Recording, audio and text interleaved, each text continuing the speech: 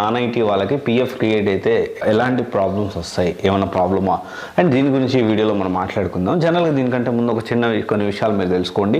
Already అసలు PF అంటే ఏంటి, పిఎఫ్ వాళ్ళ బ్యాక్గ్రౌండ్ వెరిఫికేషన్ ఫెయిల్ అవుతుందా, తర్వాత వచ్చేసి యూఎన్ నెంబర్ అంటే ఏంటి, దీనికి సంబంధించిన వీడియోస్ నేను చాలా డీటెయిల్గా పిఎఫ్ ఎలా క్లోజ్ చేయాలి, మనంతటా మనం ఎలా క్లోజ్ చేయాలి, దీనికి సంబంధించిన వీడియోలు నేను ఆల్రెడీ చేశాను. ఒకవేళ ఎవరైనా డౌట్స్ ఉంటే ఆ వీడియోస్ చూడండి. అప్పుడు కూడా మీకు క్లియర్గా కాకపోతే please contact to us so that you can get details. Okay, in డీటెయిల్గా మనం ఎక్స్ప్లెయిన్ చేద్దాం. పిఎఫ్ అకౌంట్ అంటే ఫస్ట్ మనము మనీ అనేది విత్డ్రాల్ చేయాలి. సో పిఎఫ్ అమౌంట్ అనేది విత్డ్రాల్ చేస్తే అది ఆన్లైన్ అయినా చేయొచ్చు, ఆఫ్లైన్ అయినా చేయొచ్చు. ఆఫ్లైన్ చేస్తే ఏంటంటే డైరెక్ట్ ఆఫీస్కి వెళ్ళి అక్కడ మనం ప్రాసెస్ చేయాల్సి ఉంటుంది. తర్వాత క్లోజ్ చేసుకోవాలంటే క్లోజ్ చేసుకోవచ్చు. బ్యాక్గ్రౌండ్ వెరిఫికేషన్ యూఎన్ అలా చేస్తారు. మన పిఎఫ్ లేదని చెప్తే కంపెనీస్ యాక్సెప్ట్ చేస్తే, ఒకవేళ ఎలాంటి సిచ్యువేషన్లో మనం పిఎఫ్ లేదని మనం చెప్పేదానికి అవకాశం ఉంది. రైట్, ఇక్కడ ఏంటి అంటే నాన్ ఐటీ వాళ్ళకి పిఎఫ్ క్రియేట్ అయితే ఏమవుతుందంటే, ఎగ్జాంపుల్ ఒక సినారియో చెప్తాం మీకు. ఇప్పుడు ఒక స్టూడెంట్ అతను ఒక నరేష్ అనుకుందాం. అతను ఎవరో ఒక నరేష్ అనే స్టూడెంట్ మన దగ్గరకు వచ్చినప్పుడు ఏం జరిగింది, ఆ పేరు మార్చి చెప్తున్నా, నరేష్ అనే స్టూడెంట్ మన దగ్గరకు వచ్చి, సార్ నేను నాన్ ఐటీలో ఇప్పుడు కూడా స్టిల్ వర్కింగ్ చేస్తూ ఉన్నాను. 2016 నేను పాస్డ్ అవుట్, అంటే 2016లో నేను పాస్డ్ అవుట్ అయ్యాను. ఇప్పుడు నేను ఏం చేయాలి? రైట్, నేను ఇప్పుడు మనకేంటి అంటే నాన్ ఐటీలో వర్క్ చేస్తూ ఉన్నారు. సింపుల్ థింగ్, కెరీర్ గ్యాప్ ఏర్పడింది. ఎంత? 7 years కెరీర్ గ్యాప్ ఏర్పడింది. 7 years కెరీర్ గ్యాప్ ఏర్పడింది. నాన్ ఐటీలో వర్క్ చేస్తూ ఉన్నాడు. ఇప్పుడు ఎలా అంటే ఇక్కడ ఏంటి అంటే, ఆ వర్క్ చేయడం వల్ల ఆ టైంలో వీళ్ళకి పిఎఫ్ అనేది క్రియేట్ అవుతుంది. అండ్ ఎగ్జాంపుల్ ఇప్పుడు 2016 అంటే మనందరికి తెలుసు, ఫ్రెషర్గా కంపెనీస్ తీసుకోవు. రైట్, ఫ్రెషర్గా కంపెనీస్ తీసుకోవు.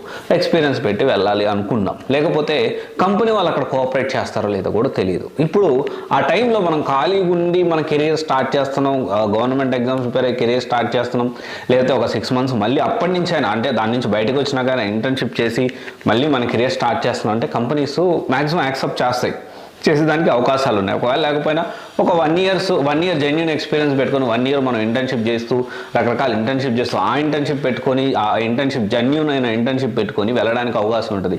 కానీ ఆల్రెడీ జాబ్ చేస్తున్నారు, ఫ్రెషర్ కాదు, ఆల్రెడీ ఈ విధంగా నాన్ ఐటీ నుంచి ఐటీకి షిఫ్ట్ అవుతున్నారంటే అవకాశాలు అనేవి తక్కువ వస్తాయి. ఒకవేళ లేదు, నేను అసలు ఆ కంపెనీలో పని చేయలేదు, నాన్ ఐటీలో ఎక్కడ పని చేయలేదంటే నీ పిఎఫ్ యూఎన్ హిస్టరీ తీయంగానే మొత్తం నువ్వు ఎన్నిసార్లు నీకు ఎప్పుడెప్పుడు క్రెడిట్ అయింది, all these things came to know that company, అన్ని విషయాలు కంపెనీకి తెలిసిపోతాయి.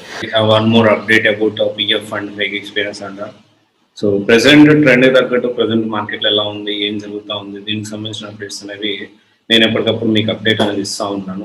సో ఇప్పుడు ఏంటి అంటే, అప్పుడు ఈ నాన్ ఐటీ నుంచి ఐటీకి, నాన్ ఐటీ అంటే టెక్ సపోర్ట్ ఇదే కాదు, tech support in the sense like voice process, non voice process, GS mapping, US IT staffing, ఇవే కాకుండా ఇంకా చాలా ఉంటాయి non IT.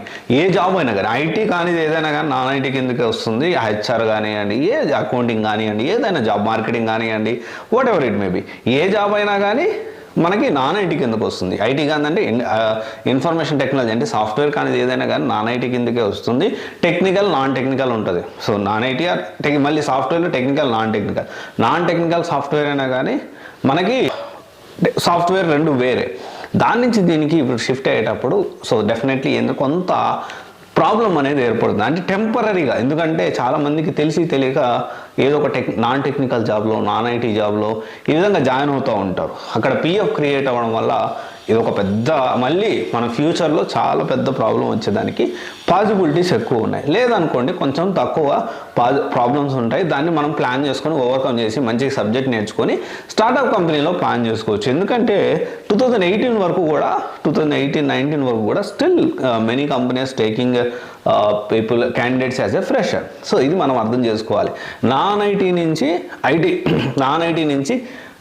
7 years non IT చేశాను, ఉద్యోగం చేశాను, ఐటీలో జాబ్ వస్తుందా అంటే దానికి సంబంధించి ఇన్ని ప్రాబ్లమ్స్ అయితే వస్తాయి, పిఎఫ్ ఉంటాయి. సో ఒకవేళ ఖచ్చితంగా పిఎఫ్ ఉంది, దాన్ని మనం ఇంకేదైనా ప్లాన్ చేసుకోవచ్చా? ఎస్, డెఫినెట్లీ ప్లాన్ చేసుకోవచ్చు. దానికి సంబంధించిన డీటెయిల్స్ అనేవి డెఫినెట్లీ ప్రొఫైల్ టు ప్రొఫైల్ అనేది వాళ్ళ పరిస్థితిని బట్టి, వాళ్ళ సిచ్యువేషన్ బట్టి బెస్ట్ ఎలా ప్లాన్ చేసుకోవాలి అనేది I can tell you. Okay, you can contact to the given number. Thank you. This is Raj signing off. CYC Guidance Private Limited, one-stop solution for all job-oriented courses. Thank you.